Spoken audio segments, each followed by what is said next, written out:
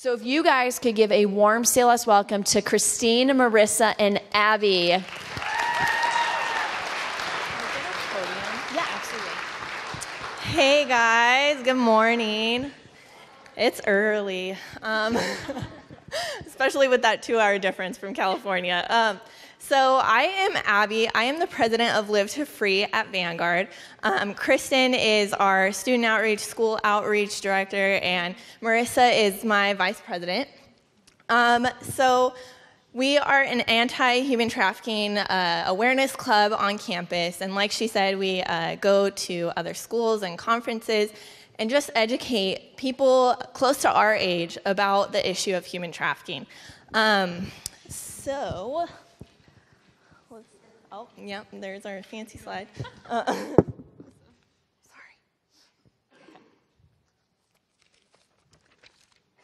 Okay. So the reason I am involved in Live to Free is I'm a sociology major, and I really have a heart for just helping people who just don't have the same privileges as I do. I went to a private school like you guys. You guys are lucky you don't have a uniform, yeah. But it's so awesome that you all have the opportunity to go here and get a Christian education. Live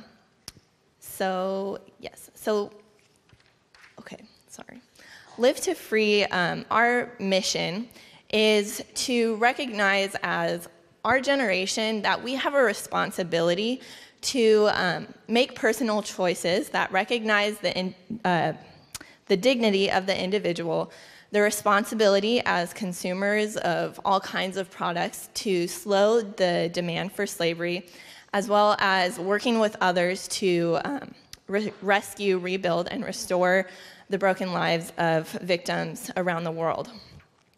We aren't so much involved in the rescuing, but we are educators and prevention. So we are working to make sure that people know what to look for, so that, if you see something suspicious or something that just looks off, that you can be a member of the community to stand up and say something, and you could save someone's life that way. So, what? Okay. So I'm going to assume that most of you have somewhat of an idea of what slavery is. You may imagine somebody, walking around ball and chain with not a lot of clothes, or just, living in the worst type of conditions. But really today, slavery is much different. A lot of people who are slaves get to go home at night and have a family. But for some reason or other, they have to continue going back and working in just poor conditions and not being paid enough or being beaten and just all those types of things. So in the world of human trafficking, we use 3 words: force, fraud, and coercion. That's the way that people fall into human trafficking. So force is when you make somebody do something against their will. Fraud is when you lie to somebody, and coercion is when you either threaten somebody or make them afraid, and so by doing that, you force them to work for you.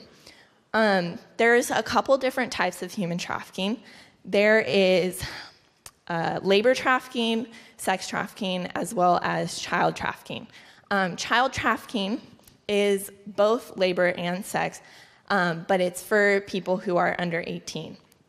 So it's the same thing, just for kids. So human trafficking is also known as modern-day slavery. It's just as much of a problem now as it was 150 years ago when African Americans were being enslaved in America. But now it's a much, much bigger problem. There are approximately 20.9 million victims around the world, whereas the Emancipation Proclamation that Abraham Lincoln signed only freed about 500,000. So that's 41.8 times as many as there were 150 years ago. So it's definitely still a problem. Today, people of every race, ethnicity, gender, age, they're all victims. There is no one type of person, no one race, no specific type of person. And slaves also cost a lot less than they did back in 1809. So back then, they probably cost around $40,000. Could you guys throw out some numbers of what you think a person might cost today? Couple hundred?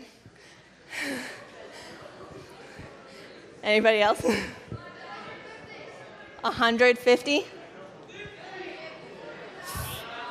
Okay. Are you ready for the number? Shh. Sorry.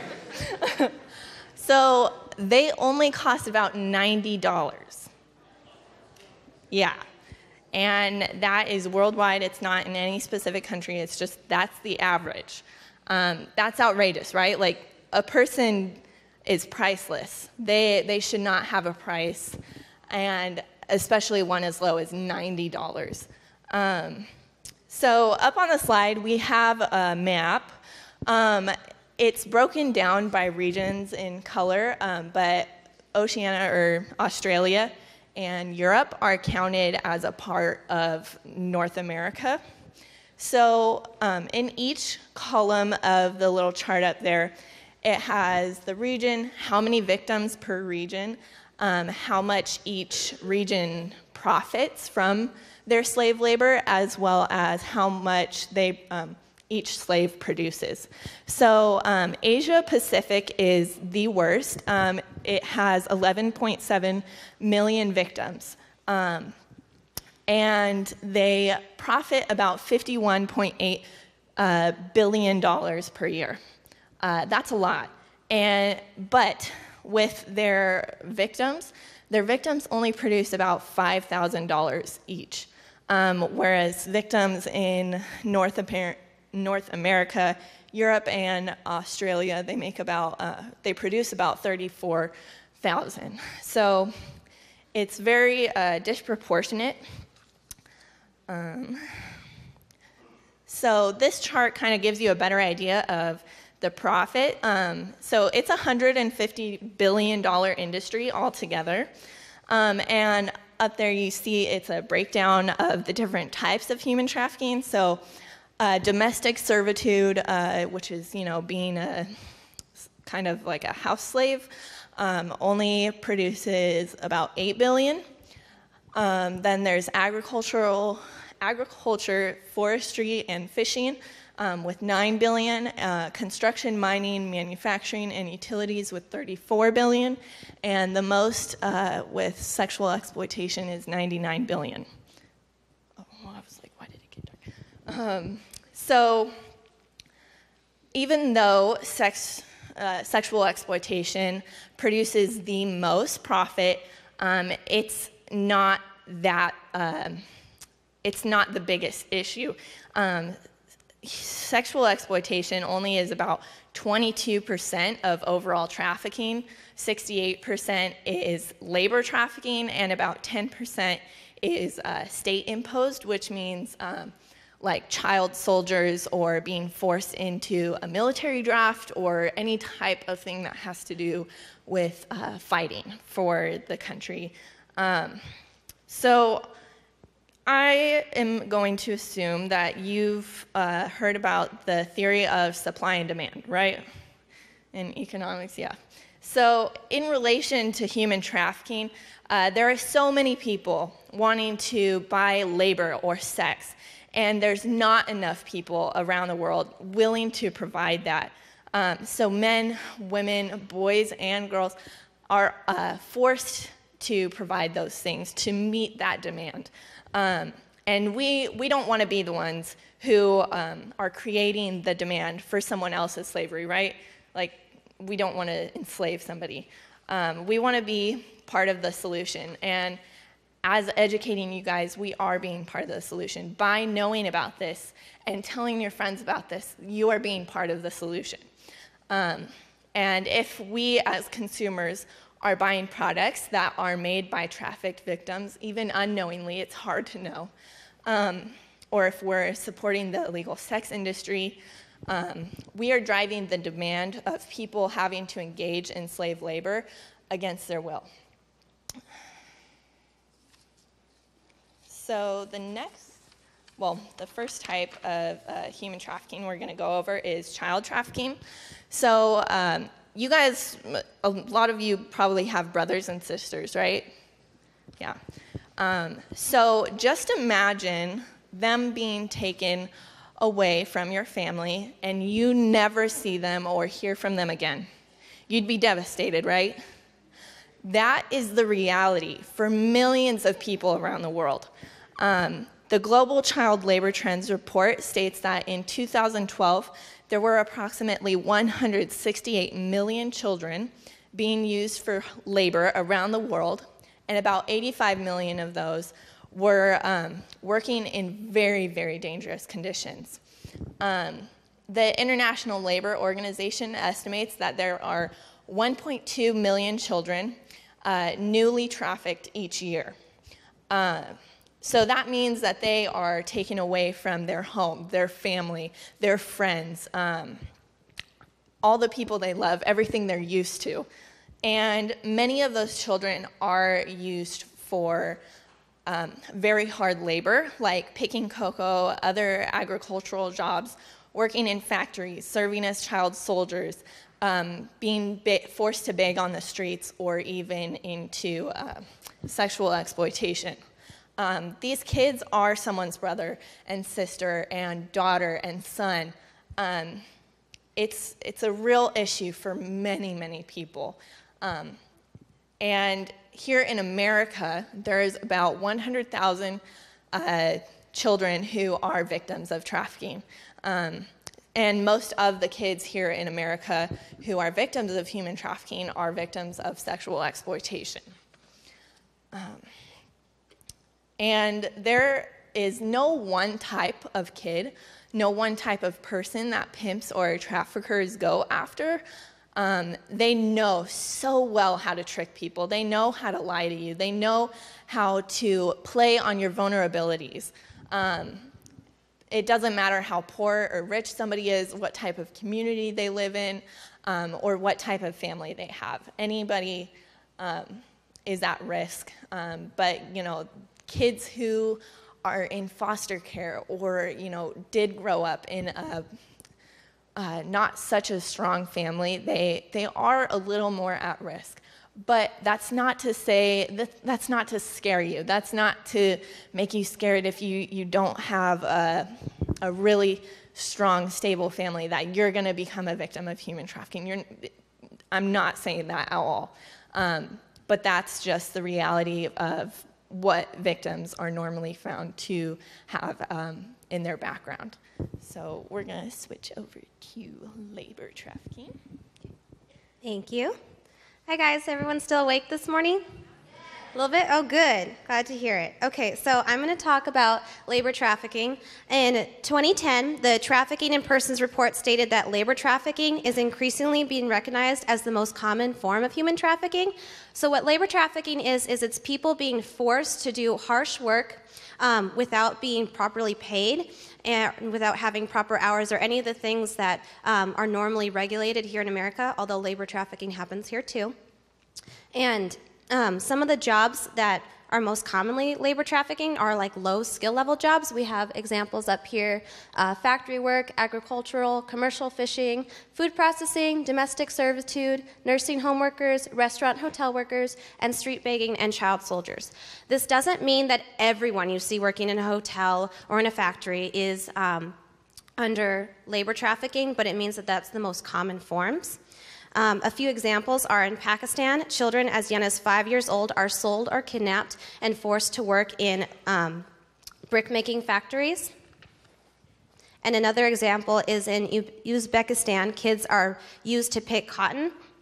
Debt bondage is another really strong connection to labor trafficking. It's where people in families owe large sums of money to someone who's wealthier, and they are then able to control that family. Like maybe the grandparent owes a sum of money, and then the next generation is still in that debt bondage, and they're working to pay it off, but they're not being paid enough to ever actually fully pay that off. So just generation after generation is in this forced labor situation that they're not able to get out of. Okay, so this is a website that we went over with one class this morning. It's www.footprint.org. Sorry, slaveryfootprint.org. Thank you. Okay, and so what it is, it's a website that you can go to and you fill out a list of information. It asks you like where you live, what kind of food you eat, what kind of clothes you wear, what kind of bath products you buy, like soap and all that stuff that we use. And then it gives you an estimate about how many like theoretical slaves you have working for you in other countries or even here. Okay, so this is Shima's story. She is a human trafficking survivor from here in the United States. She was actually local to us. We're from Orange County, which is right next to Irvine, and that's where she was taken to from Egypt. She was trafficked in Egypt, and she was taken here to America and located in Irvine, which is right next door to us. So it does happen here. It's not just a out there issue, it's a United States issue as well. Okay, do I click on the next one to play the video? Okay. So we have a video about her story here. From Cairo Shima, it took her almost 2 years to fully disclose all of her information.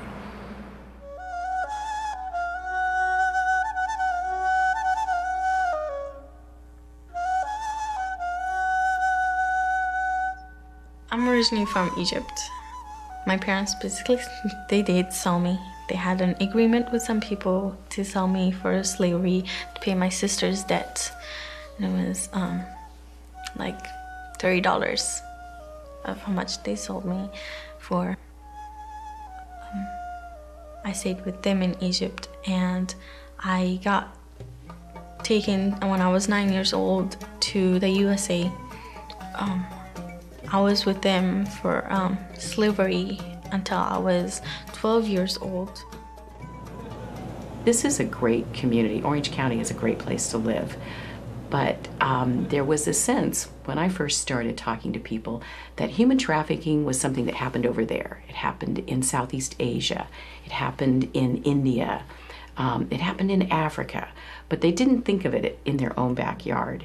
And probably one of the most recognized cases that demonstrates that it happens in our own backyard is when we found a trafficking victim, a child, as a domestic servant in an upscale gated Irvine community here in Orange County, who was sleeping in the garage by night, and by day was from early in the morning until late at night, literally a household slave for a family with 5 children.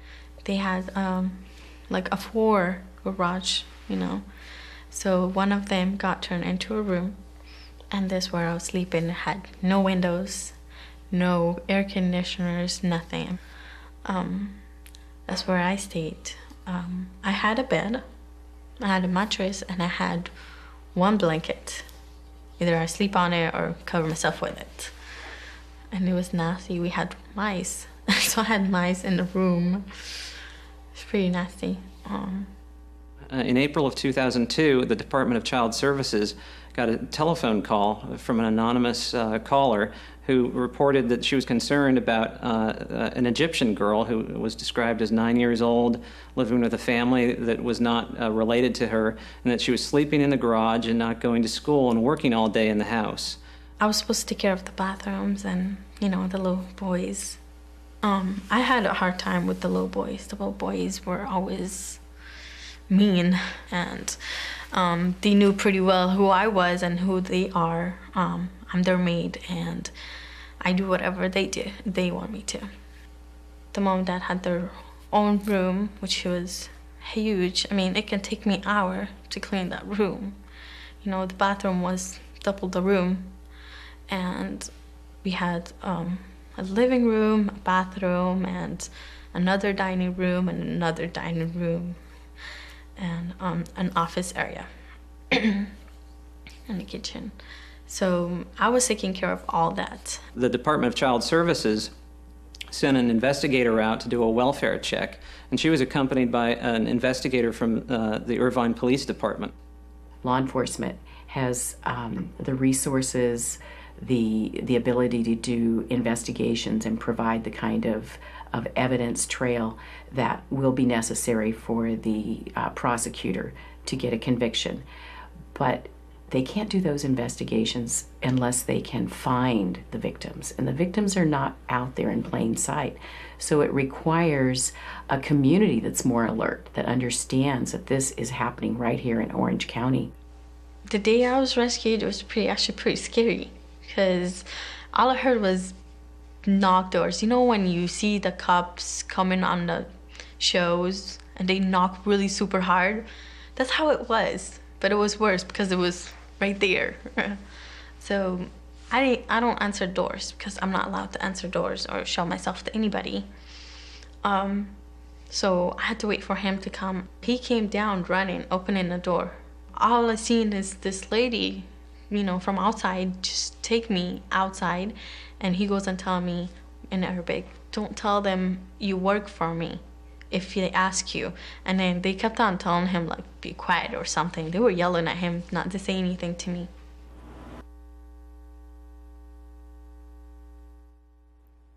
Okay, so that was an example of something that really happened here, and this was several years ago. So since then, she was put into the foster care system and adopted, and she graduated high school, and I think from college as well, and is now married and has a daughter of her own and has a book out called Hidden Girl. I'm going to go back to that slide. That's on the Scholastic's book list, so teachers, if you're in here and are listening. But it just shows that it's not just a global issue, it's also local to our United States community. Okay, and then back to fair trade. Okay, so how many of you like ice cream? I should see everyone's hand go up. Yeah. I know it's cold here, but everyone still loves ice cream. Okay, so Ben & Jerry's is some of the best ice cream around. Hopefully, we all agree on that. And they are fair trade. Fair trade means that all the work up from when the milk was processed and the chocolate was processed and everything up till when it's in the grocery store and we're ready to purchase it, there was no slave labor used in that whole process. There is not a ton of products out there with the fair trade label because it is hard to track it all the way through, but Ben & Jerry's is a good example. You can look for the fair trade label on a lot of chocolate and just see that what's out there and what you could purchase, and encourage your parents for when they go grocery shopping to look for it. And having Ben & Jerry's is an excuse to ask your parents to buy ice cream because you can tell them it's fair trade. And so that's one of the things that you guys can do, because this is such a big issue that I really want to emphasize that it's something that each one of us can do, and it does make a difference in these people's lives. Okay, and I'm going to hand it back over to Abby now. Okay, so we're going to talk a little bit about sex trafficking now. Hold on. If I can find the paper. Okay, so sex trafficking is a huge form of human trafficking. It includes many forms of commercial sex like prostitution, pornography, strip clubs, escorts, nude modeling, and many other things. The global commercial sex trade is a huge business. Prostitution is a major problem around the world, and as I mentioned earlier with the supply and demand, it largely contributes to why it's such a big problem. Research has shown that in areas of higher demand for sex like Las Vegas, Mexico, the Caribbean, Brazil, a bunch of destination places where there's a lot of people demanding sex, that's where you're going to find the problems be most prevalent. So there's not enough people willing to supply it, so obviously there's a lot of people being forced into it against their will. And their reality is daily rape, abuse, and horror of being forced into exchanging sex for their survival.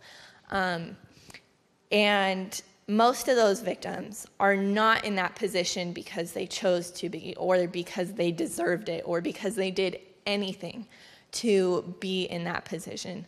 But it's because they were tricked into it, or lied, or threatened or because they were abused earlier or experienced violent and desperate situations, and that's all they knew. So the important thing to remember is that they don't need our judgment. They don't need us to call them names. They need us to show them compassion and really ask the questions of, well, like, what's wrong? Like, what's wrong here? Why are they involved in this? What happened to them? Instead of viewing them as criminals and doing something wrong, they really need to be looked at as victims, as people who need help. And a lot of the times, sex trafficking is viewed just as a girl's problem. It's really not. A recent book that came out called And Boys Too discovered that boys make up almost half of the victims of child sexual exploitation. But there is a lot of shame and stigma behind the boys being trafficked. And so not a lot of them come out and say, like, hey, I'm a victim. Somebody was hurting me. Somebody was making me do something against my will, because they don't want people to look at them weird. And so there's probably not a lot of numbers out there that tell us the real number of how many men and boys are being trafficked, but they are out there. They just need to be looked for. Another thing that contributes to the issue of sex trafficking is pornography. It's a $3.9 billion industry. That's more than pro football, pro basketball, pro baseball, pro soccer, and pro hockey combined.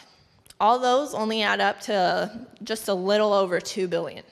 So that's huge. And the people who are involved in pornography have a really high risk of becoming a sex slave as well. And to put it in a kind of different perspective, people who do buy into pornography, they are virtually buying a sex slave. There is no way to know how that person got involved in that. There's no way to know if that person is an adult and made that choice. So it's not a glamorous lifestyle. They may say, like, oh yeah, I made a bunch of money, it was great, I'm famous. Like, it's not like that. A lot of people who were involved in the pornography industry come out later and say, I lied to everybody because I was an actor. That was my job, and that was just my life. And they put up this wall to just make themselves okay with it, but really they're just acting. So just to kind of put it in perspective for you guys, because I know most of our presentation is about Orange County around us, but here in Wisconsin, those are the facts that I found on the National Human Trafficking Resource Center. So there were 50 cases just last year. 45 were sex trafficking, contacted through online ads, hotels, motels, commercial front brothels, residential brothels, and escort services. So 3 were labor trafficking, 2 were victims of both labor and sex trafficking, and 11 were minors. So 11 of them were around your age. I doubt you could even imagine what that would be like. So that's that. So I'm going to hand it over to Kristen. Thank you. Hi, I'm Kristen, and just to quickly introduce myself, I'm actually from the Rockford area. Okay. I'm from the Rockford area, and I actually went to school at Vanguard because they have the Global Center for Women and Justice, and I knew that I wanted to learn more about the issue. And so I just love that I get to be here because you guys are pretty close to where I'm from. So it's really exciting to be here. But yeah, we are going to be talking about runaways, and are we going to do the skit? Okay. We're going to skip to the skit just because of time. Okay, So basically, we're going to be telling you guys about the lover boy scenario. And with that, pimps and traffickers, they know like what to say, like Abby was saying. And they lure girls or boys with the promise of love, affection, family, that kind of thing. So we're going to be doing a skit. And yeah, I'm going to give this over to you. Okay, so this skit is based on a true story for a girl we're just going to call Anna. That's not her real name. But yes. So Anna's mother's boyfriend moved in when Anna was 13. One night, he molested her, and Child Protective Services removed her from the home and placed her in a group home. She wasn't happy, and she missed her mom, so tonight she decided to run away. Now it's 1 a.m., it's dark, she's on a park bench trying to get some sleep, and a pimp who regularly checks that park stopped at a drive-thru to buy a $1 menu hamburger before he went to the park. When he walks past Anna, he pretends to be surprised and asks, "Are you okay? What are you doing out here?" Anna doesn't reply because he's a stranger danger, and he starts to walk away. He doesn't want to scare her off, but then he looks at the hamburger in his bag and asks her if she's hungry. She is so hungry because she ran away at dinner time, so she reaches out for the hamburger. He sits down next to her and asks her questions and listens while she eats. Then he takes the trash for her and starts to leave. He stops, though, like he just thought of something because he's a really good actor. And he turns around and says, "I don't think it's safe out here. Why don't you come home and sleep on my couch for the night?" Anna agrees because, after all, he was so nice and gave her some food. The next day, they go shopping. He buys her new clothes and a cell phone because he wants to know where she is at all times. By the end of the first week, they're in a relationship, and he says, "I know I'm too old for you, but you're so beautiful, and I love you so much. I'll take care of you." Anna is so happy with all this attention she's receiving. And by the end of the second week, he starts talking about their bills and the rent and tells her, "I know you love me, and I love you, so I really need you to work this weekend." By the end of the third week, when she comes home, he locks her out and says, "You have to make $1,000 tonight, and don't come back until you do." The first time Anna was picked up off the street, the officer called her a teen whore. She went to juvenile hall, and when she got out, she went straight back to her pimp because that's the only person she felt that loved her, that showed her attention. But the second time, they had a victim advocate who was there to make sure that her story was heard, to make sure that she wasn't viewed as a criminal. And she said that they treated her with respect, and she ended up telling the police everything, and they got to arrest her pimp. And Anna got help, finished high school, went to community college, graduated, and is now living somewhat of a normal life. So this story is all too common for many, many girls and even boys out there. So it really can happen.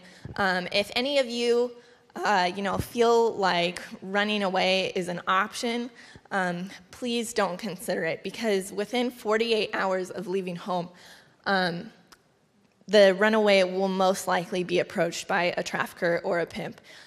So I really encourage you to have somebody in your life who you feel comfortable talking to and telling when you feel like something isn't right or when you feel like, really sad. But just don't view running away as an option.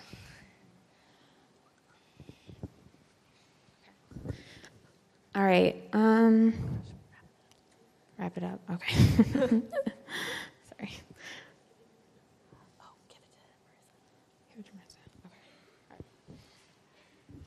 Okay, so the last thing we're going to talk to you about is the hope and dignity that is still a part of this issue. Could anybody use an extra $10 today? Would anybody like $10 in their pocket? Yeah, I'm sure we could all use an extra $10. That's like a Chipotle burrito. I don't know if you guys have that out here, but that's a big deal. Okay, so what if I crumple up this $10 bill? How about I mash it up, make it look all ugly, and maybe stomp on it a little bit on the ground? All right, who still wants this $10 bill? Everybody still wants this $10 bill because it didn't lose any of its monetary value, right? Okay, same thing with our victims. They go in and they are thrown around and they get messed up because these people manipulate them and lie to them and use them and exploit them, but they come out with the exact same value and potential that they started with, and we want to show them that they are still so loved by us and by our Lord Jesus Christ, and that they have every hope and dignity, and that we just don't judge them whatsoever. Okay. Last thing is, here is our contact information. If you guys want to pull out your phones and put that in there or take a picture. And Abby's going to say one more thing. Also, the human trafficking hotline number, I really would love for all of you to put it in your phone. I know you shouldn't have it out right now, hopefully not. But the number is 888-3737-888. Say it back to me. 888-3737-888. All right. 888-3737-888. All right. Thank you so much for having us. Thank you, guys. Let's give them a big hand.